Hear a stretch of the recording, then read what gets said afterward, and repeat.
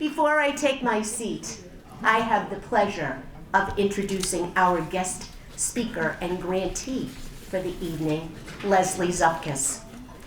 Lezlye graduated from Embry-Riddle Aeronautical University in Florida and has brought her extensive leadership skills and experience working in both the private and nonprofit sectors to her work as the state director of Best Buddies Connecticut. For the past 9 years, Lezlye and her team have offered one-to-one friendship and leadership development programs for individuals with and without disabilities, some of which you will hear more of in just a moment. Lezlye is also a state representative serving as a deputy leader and on the Finance, Education, Public Health, and Legislative Management Committees. A mom of 2 daughters, Lezlye lives in Prospect with her husband, Greg.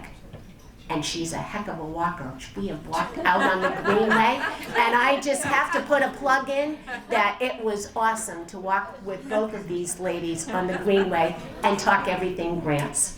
Please join me in giving a warm Valley welcome to Lezlye Zupkus. Lezlye.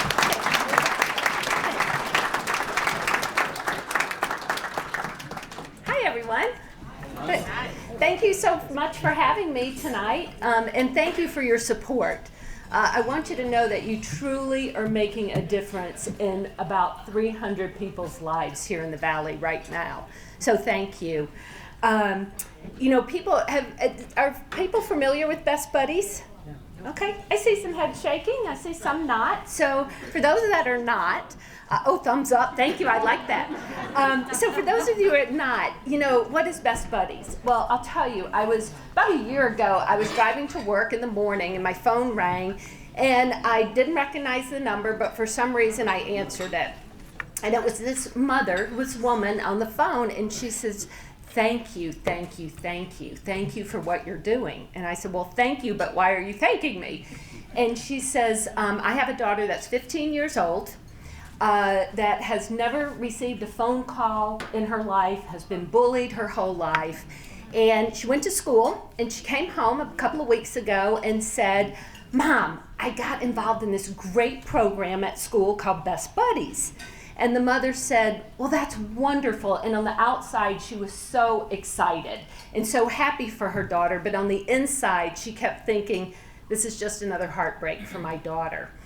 And so how many phone calls do we get, right? We get a lot. Some we look at and say, I'll call this person later, or I'm not even going to call this person, or, right? We get tons of phone calls. This young woman had never gotten a phone call in her life.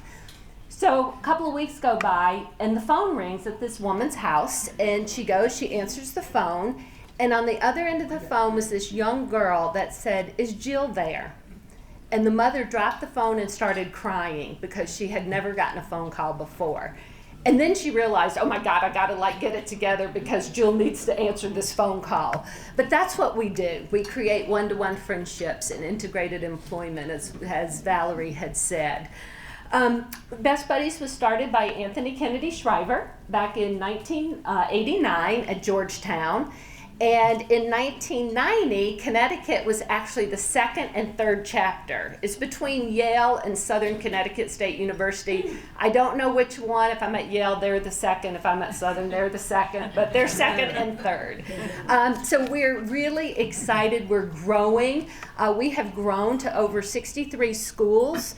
And here in your footprint, we are in 8 schools, which is fabulous. We also have, we say from 5 to forever is who we work with. We have citizens programs, which are people that have aged out of school. We have 4 citizens programs, and we have 1 in the Valley. So thank you to the Valley, because you're really, as I had said before, changing lives and making a difference. We touch overall, we're in about 63 schools, and we touch about 2,300 people with and without intellectual and development disabilities. And as COVID was mentioned before, we all know how horrible it was and how hard we were all hit by COVID. And for our buddies who always feel excluded, it was even worse. So forget financially how hard it was and all these other things, but here are people that don't have friends, that don't get to communicate with people.